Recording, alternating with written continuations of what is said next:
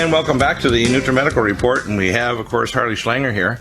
Harley, lots of amazing news to discover and review today. Let's go over from the top.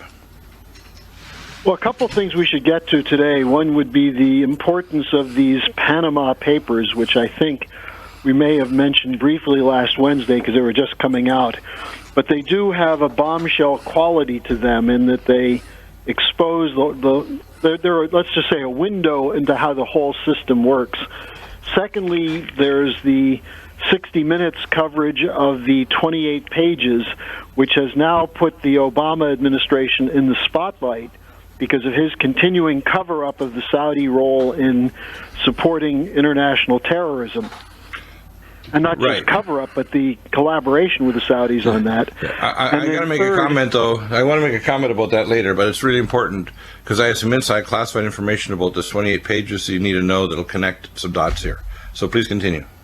And then the third point is the Wall Street Journal had an article saying that the Obama administration does have a plan B for Syria. Now, here's an irony. The elections are going on. Parliamentary elections are underway in Syria right now. Right. And 80% of the population lives in areas in which the Syrian government is in control. Right. 20% is not. The Syrian government had helicopters fly to some of these areas that are nominally under ISIS or al-Qaeda control to deliver ballots for an election. They're serious about the election. Right. And an election is supposed to take place under the Syrian constitution every 4 years. Now, the U.S., the British, and the French have denounced the elections. They're saying that this is a farce, a fraud, it's a phony. And they're saying there should be new elections after the peace agreement is reached. And the Syrian government said, look, we'll have these elections because that's the Constitution. If we rewrite the Constitution, then we'll have new elections. So they're not opposed to new elections under a new Constitution. But meanwhile, the Obama administration is planning for the failure of the present truce.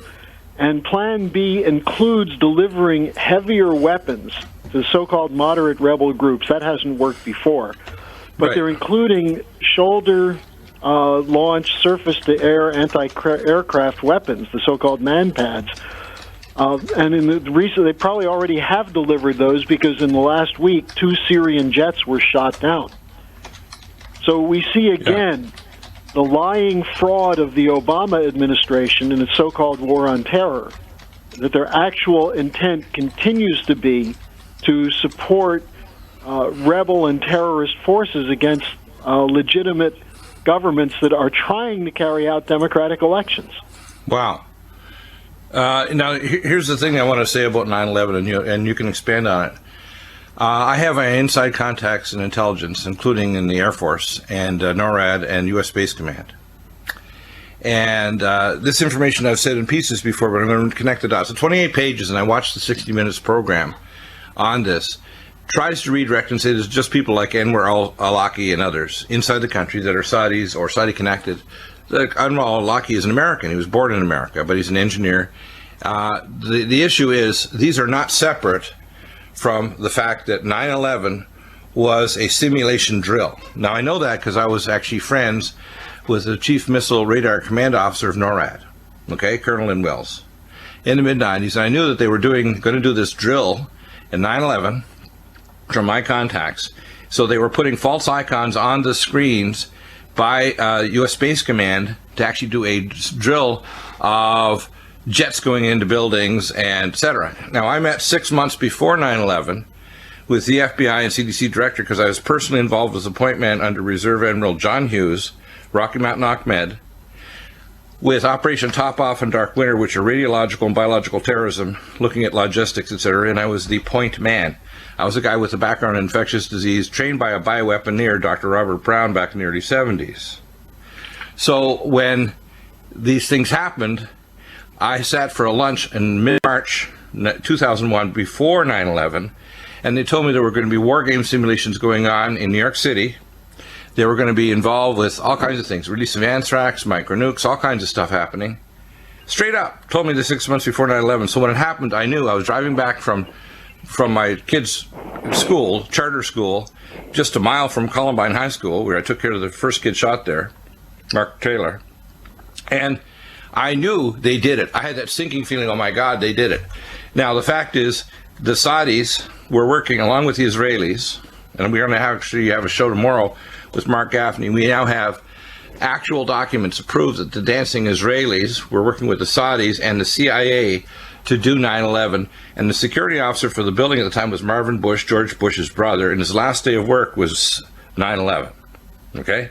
So what we have here is not just a Saudi connection, because remember, it's reported that one of the billionaires that supported the education of Barack Obama at Columbia University was a Saudi billionaire. This man is not just a closet Muslim, just like Uma Abedin, if Hillary Clinton gets in, will be the first lady because she's the lesbian girlfriend of Clinton. But she also has had access to all these emails and all kinds of intelligence reports, which are directly funneled to Saudi Arabia and Qatar and whoever. So what's really going on here is much bigger than just Saudi. And when Saudi Arabia, they wanted this so-called documents released, but they want their particular spin to say it's just a certain element of some wealthy billionaires that are contributing to support these guys that are setting up a terrorist activity on America. No. There's direct integration of Saudi security forces and Israeli. In fact, some have dual clearance that are both Saudi and Israeli, and they work directly as a trigger finger for the CIA. That's the facts. That's from my inside classified contacts.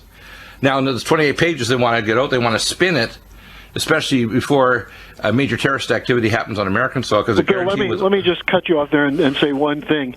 Yeah. The Saudis say they want it released, but right. They've been told it will never be released. They're just doing that for PR. Yeah, they've been told. Obama was asked why he hasn't released it, and he said, "Oh, we're looking at it. We're going through the process."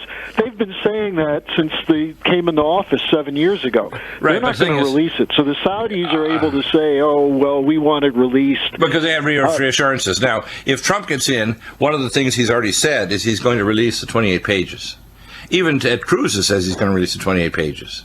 So neither Trump nor Cruz, they want in there because they know the establishment, once they realize that we are being ruled over by a secret agency, the CIA, since the assassination and the coup by the CIA of our government, and we've had a series of CIA-controlled presidents, include George Bush Sr., George Bush Jr., Bill Clinton, and now Obama. They wanted to control it, and of course they have to control now with Hillary Clinton if she's seizes. I got to tell you one other thing. Cruz isn't going to release it if he's the president because Cruz is part of the Bush team. He's part of the Republican establishment. But Trump might actually release it. Right, Cruz is a lying piece of garbage. He's going to say this, but he's going to do nothing. Now the fact is, though, that's why they're so terrified of Trump, because Trump's going to start delving into these things and find out just how ugly it is behind the scene. For example, when he says he wants to get rid of the drugs for Vermont, for the heroin, which is going crazy, building a wall will just stop three things.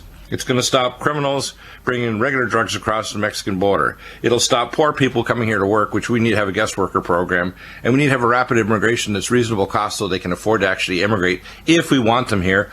But it's not going to stop the drugs coming in because there's secretly Hercules C-130s and other submarines and boats and so on bringing the drugs in the behest and help by the CIA, the Department of Injustice, and the FBI. $2 trillion worth of drugs sold on American soil. So the fact is this goes off the books. It's not under the purview of Congress and Senate, and this $2 trillion goes into weird projects, underground cities, maglev trains, all kinds of stuff that people have no idea about, including genetic engineering. And they don't want you to know we've been ruled over by secret agencies, as Eisenhower warned us back in the 50s. We are now being ruled by the military-industrial intelligence complex, and the intelligence complex is running behind the scenes on everything. So, wow, let's continue on this line.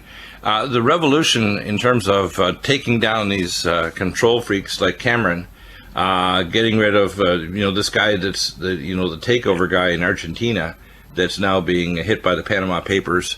They attempted, of course, to do mockery, and they attempted to do the same thing with Putin and his ilk over in Russia, and they just dismissed it as a kind of Western plot. You mentioned on the break that Soros was involved originally, and WikiLeaks. I always, keep my eye half kind of closed with WikiLeaks because I know that they do some good, but it's such a large organization, it's hard to stop the flow of information out whether or not it's going to cause damage to the powers that be. This situation we're sitting on right now is a bubble in terms of the too big to fail banks. It's much, much bigger. The total, if you want to call it liability, is around 279 trillion with a T dollars of the big 26 banks here just in America. It's very probable with what's going on in Europe and elsewhere, if there's a run on even one of these banks, the entire financial system of the planet is going to crash worse than 1929. And it will be devastating. It will be much worse than the housing crash of 2008. And I think they want to have war and pestilence and terrorism on American soil so they can do things that the public otherwise wouldn't tolerate. And I'm very concerned that Obama wants to preside over some form of martial law and they'll preempt the elections. That's what I see coming. I don't think Obama is going to preempt the elections, and I think the possibility of running him out on a rail is greater than ever. Let me I would just like go to see through that. from. I mean, that's my hope. Well, Bill, I think on two of the links that I sent you today, it goes through the confluence of events. But let me just take a step back and make a simple point. As LaRouche has been emphasizing for a long time, the war danger flows from the crash of the system. And by crash of the system, I mean something on a much larger scale than what happened in 2008, Exactly. but something that's caused by the same thing that caused 2008, which is the buildup of an increasingly large speculative bubble with nothing of real value to back it up and no intention to ever cover it except through looting from the population, grabbing cheap raw materials, imposing slave labor conditions, and so on. Classic Nazi-style austerity policies, not just in countries in the third world, but now in the United States and Europe. And we've seen it already in southern Europe in terms of the high levels of unemployment and people being forced to take jobs for nothing to pay down the debt, which they didn't, it wasn't their debt. Now, here's the point. This system is imploding, and there is an effort to try by the transatlantic establishment, the London Wall Street establishment, which includes, of course, the Frankfurt banks, the Paris banks, but it's largely a City of London Wall Street operation. They recognize the existential nature of the threat to them because of their own greed and stupidity, but also because of the willingness of leaders such as Putin of Russia, Xi Jinping of China, Modi of India, and others to say, we don't want to be in your system when it crashes. We're trying to come up with an alternative. We know what it's like to have half our population or more living in poverty. We don't want to go back there. We want more progress. Right. So that's what's coming from the BRICS countries, the emerging nations, and so on. And they're not necessarily capable of doing it. It would be a lot easier for them to do it if they had support from the Western economic powers. But we have political leaders like Obama, like Cameron, like Sarkozy, and then Hollande, who are like Renzi in Italy, who are part of the problem. Many of them have Goldman Sachs pedigrees or Right. Wall Street pedigrees, or they were products of Wall Street. Right. Now, this is where the Panama Papers becomes a bombshell. It was originally 11 million documents, I think it is, that were released via WikiLeaks. Somehow they cracked the code of this law firm in Panama. The Mossack, I think it's called, Fonseca law firm. Right. And they got these documents, and initially they were being vetted by this International Journalists Committee, which is a Soros operation, and the only thing they were looking for were documents on Putin. And out of the 11 million documents, they found a couple Russian names, a couple people who were Russian oligarchs who were not necessarily connected to Putin. And then there were a couple people who had used the law firm to set up a fund who were connected to Putin, one of whom was a cellist who used that fund to purchase instruments in the West to bring to Russia. Right. Hardly something that makes Putin look like the world's largest criminal. No evidence to back up these charges that Putin stashed away $20 or $40 billion or something like that. But what they also do include is a snapshot of what most wealthy people in the world do to avoid paying taxes, and that is they launder money through offshore banks that are completely unregulated, completely untransparent, many of which are British Empire subsidiaries like the Virgin Islands or the Isle of Man or the Guernsey Islands, the Cayman Islands, these offshore centers where you have a two-story building that has 15,000 companies registered as a drop box. Now, the law firm is involved in setting those things up. Right. So that's what's in the papers. Now, what are we finding? David Cameron's father was heavily involved in this with the family fund. And Cameron, the Prime Minister of Britain, who said he's out to fight tax evasion, he's going to stop tax evasion, turns out he wasn't fighting tax evasion, and he couldn't even say anything straight. It took him a week to answer the charges that his family was involved. And then he appointed someone to do an investigation whose law firm handled Cameron's father's account. Wow. So then people in England are saying, look, the Prime Minister of Iceland stepped down because of the scandal. Why don't you?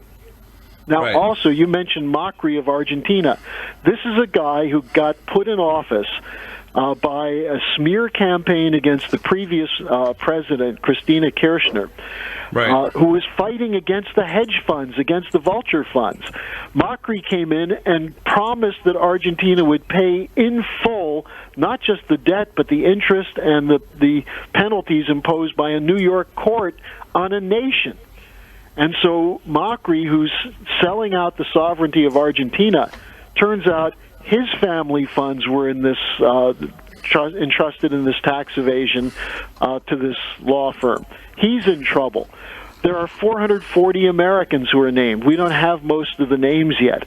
But here's the other thing that's really important. Hillary Clinton was involved in the free trade agreement that was done by the Obama administration with Panama. One of the key points in that was no banking transparency. And we should pick this up after the break because this is really important for people to know. Wow. Amazing. So, redo what we just talked about on the break, because I think it's important for people to understand how this might affect the primaries in New York State, which, of course, New York has special laws that tend to hide corporations because the capital of the world, New York City, has laws that allow these transnational corporations to get away with a lot of financial chicanery. And of course the Trans-Pacific and Transatlantic partnerships, as you mentioned in the last segment, are part of the scheme by Obama to make sure there's other layers to make sure there's no transparency in banking. This is again the opposite of what Obama says. It's actually part of globalism to hide finances and to put people in, like this replacement for Kirchner in Argentina, and to basically try to hide resources which continue to strip mine and do industrial espionage against American jobs and corporations on American soil. And this is what people don't realize about globalization and the rewriting of rules under the various free trade agreements. The intention of this is not to increase trade, but to increase the power of corporations to conspire together to decrease the power of any national regulatory process and to increase their power to make profits, to hide profits, to run operations outside of the control of governments and so on. That's what free trade is about. That's why people suspect that the Trans-Pacific Partnership is a bad deal. That's why people know that NAFTA was a bad deal and that the TTIP for Europe is a bad deal. That's why when Obama introduced it, he made sure that the treaty was classified, the agreement was classified, so people couldn't read it. And people who have read it have seen, for example, the establishment of corporation courts. If you in the United States have a company if the United States goes into the Trans-Pacific Partnership in a full agreement, and you have a company, say, in California, that you feel is being treated unfairly, uncompetitively by a company operating out of Vietnam or Japan or Korea, Right. You have no right to take them to court in the United States. Instead, you have to go to these special corporate courts that are established by the agreement, which means that even if U.S. law is on your side, you could lose the case. Wow. And that basically... That makes our courts useless. It makes our legislature, Congress and Senate, and even the office of the president vestigial, which means it's like having an appendix. And complicit in the destruction of the country. Let me just go one step further, because that's already happened in terms of the free trade agreement with Panama. That's why the Panama Papers are so important. That Obama negotiated an agreement, which was started under Bush, and the key negotiator was Bob Zellick when he was trade ambassador, and his top aide at the time was a woman named Heidi Cruz when this was started. It was completed under Secretary of State Hillary Clinton and President Obama. Right. And the Congress passed this. And one of the provisions of the Panama Free Trade Act is that there will be no government oversight over banking transactions. In other words, no more transparency, which means U.S. firms could use Panama, set up dummy companies through Panamanian firms like this Mossack Fonseca law firm, to hide their actual profits and to then deposit them offshore and launder the money back into the United States or into whatever they want to do. That's what the Panama Papers are showing. And here was Obama lecturing the press the other day about how transparent we are in the United States and the rest of the world has to come up to our standards, when, as a reporter pointed out, there was an agreement signed last year on tax transparency, on international coordination to stop the use of tax havens to violate national laws. It was an attempt to establish, in a sense, a global tax police to go after people who are very large and wealthy groups that hide money. Now, 154 nations have signed this agreement. The two most prominent nations which have not signed it are Panama and Barack Obama's United States of America. Wow. So here's Obama lecturing the press and the world about why we have to be more transparent, when he's refused to bring the United States into an international agreement on tax transparency. This guy is a fraud from day one. He's operating on behalf of those interests that are out to destroy this country. And any congressman who refuses to bring a bill of impeachment is complicit in Obama's destruction of this country. Wow. That's amazing. That's amazing. And again, remember, his signature bills are Obamacare, which is destroying the middle class and small business, and destroying the healthcare system because they want to eventually make it a single-payer system so they can fuse it with Mexico and Canada. And people need to understand the single-payer system is not just socialism, it's total control, it's eugenics. The current Obamacare bill, in fact, even has chipping of the U.S. population by 2018. It has copays now that probably less than 5% of the population in the middle and lower classes can afford to pay the copays. So they're being denied care left and right. And if you're a certain age, like 72, and you need a clipped aneurysm in your head, you're referred to an ethics committee meeting on Tuesday, which if you don't have the surgery in 2 hours, you're dead. So they're killing people as we speak with insurance that's now doubled the price before Obama came into office. And now it's inferior care. The insurance carriers and the hospitals are making off like bandits. And they're now dropping people and dropping populations that they no longer want to cover because they want to increase their profits even more.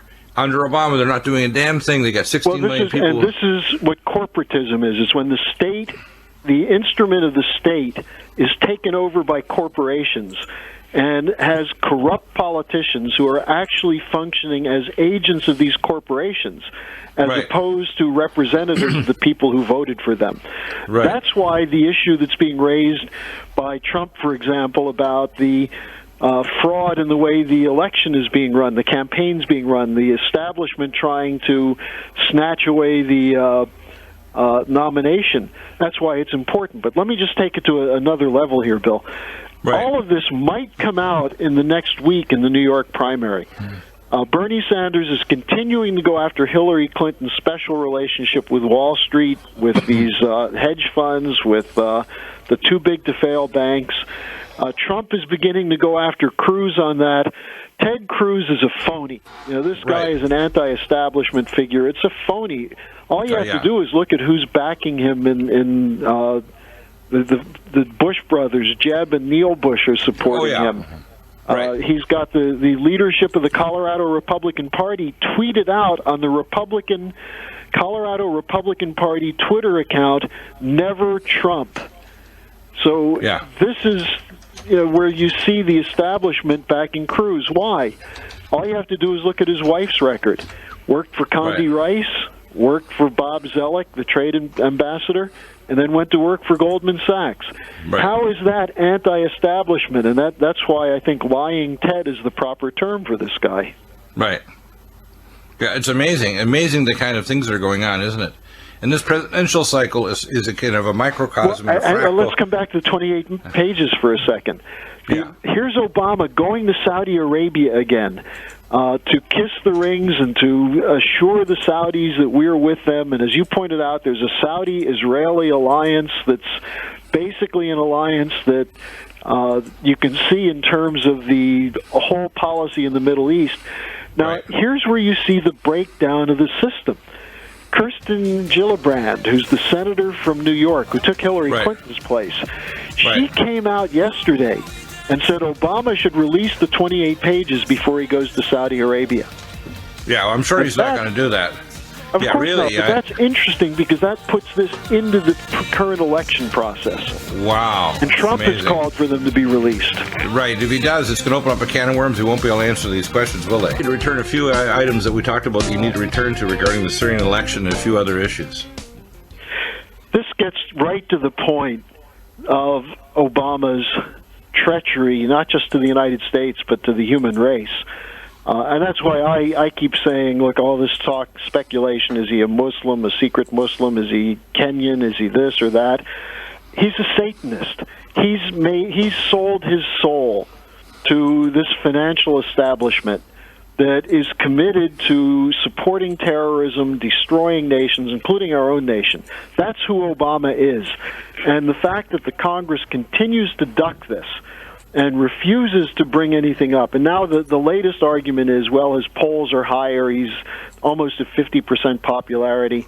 Well, I don't care what his public relations are. The reality is he is a destroyer. Now, all you have to do is look at Syria. The Russian support for the Syrian government led to a massive defeat of the terrorists, ISIS, in Palmyra.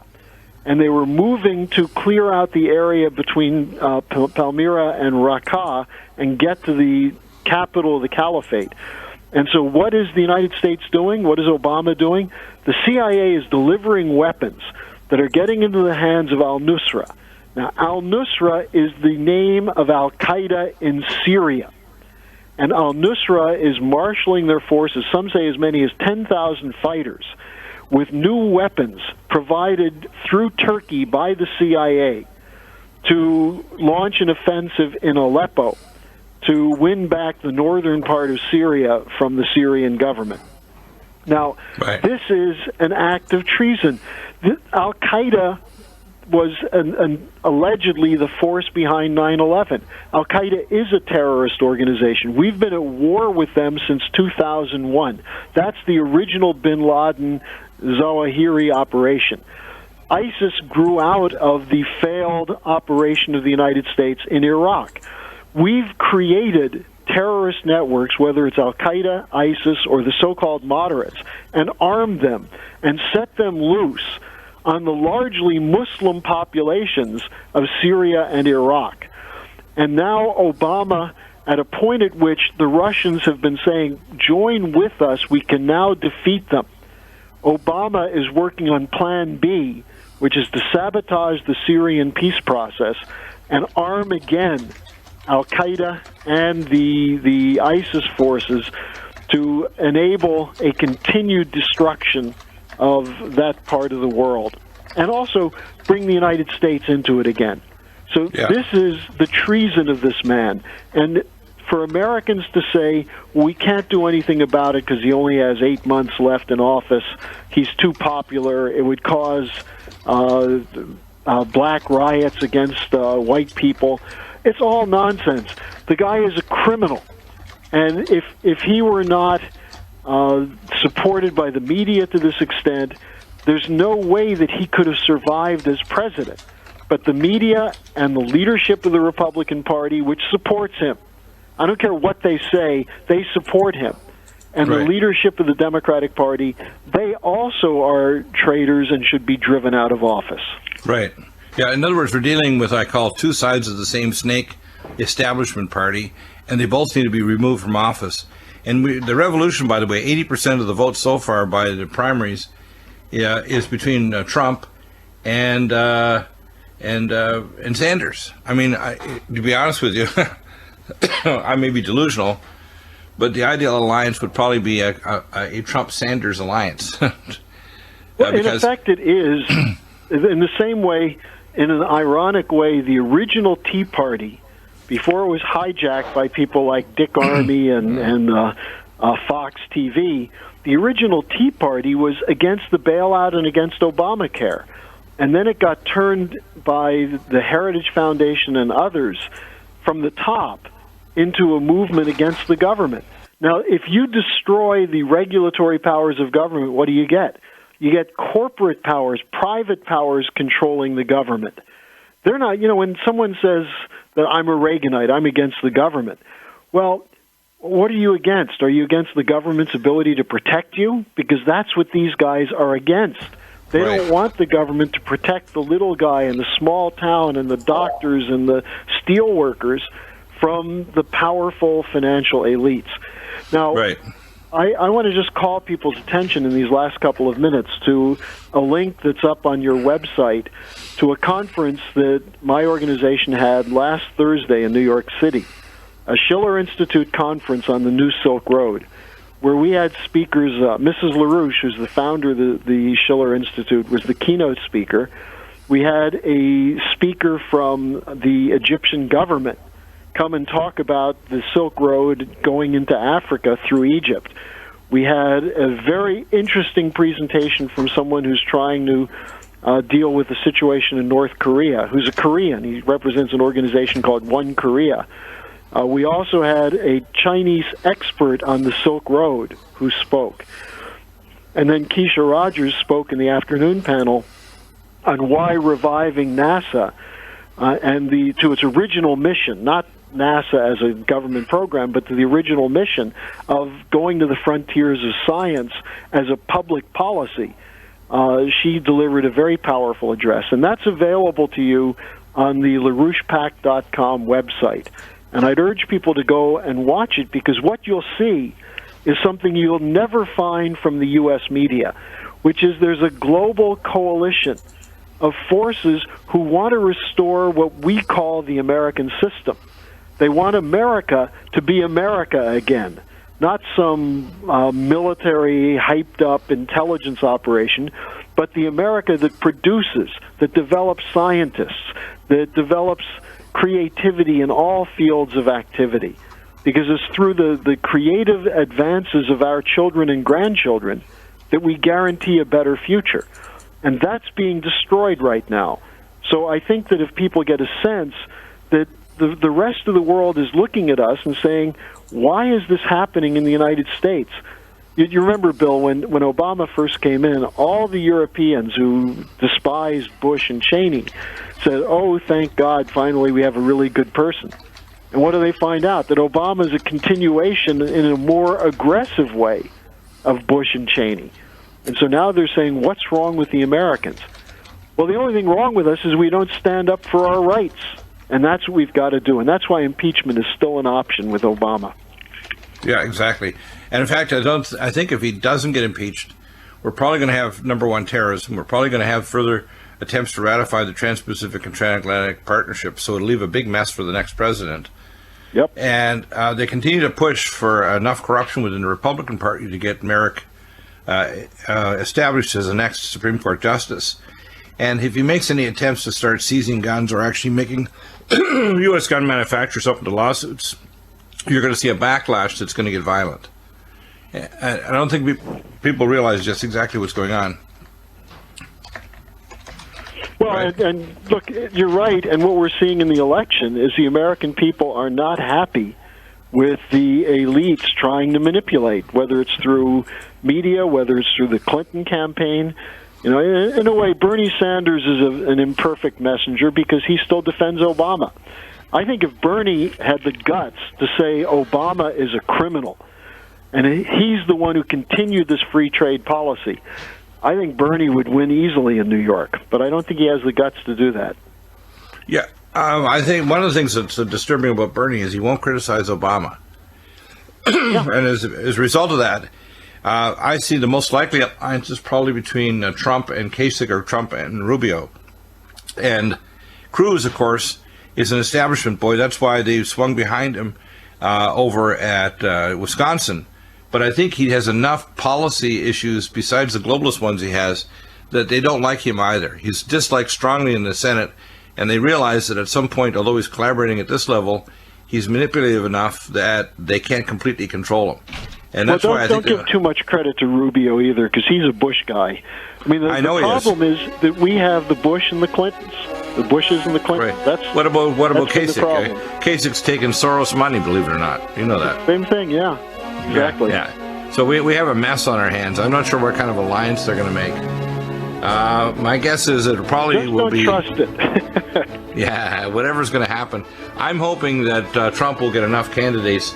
He won't have to make a dark alliance with a vice president that'll be basically in the wings. It may increase the dangers to the lifespan of Trump if he gets a globalist or a Bushite as vice president. How's that? That's the problem. All right, talk to you next week, Bill. Yeah, thanks a lot. Amazing show. And we're going to soon have Roger Stone on the program. We're working with his agent that's going to get him on, and we'll talk about that soon.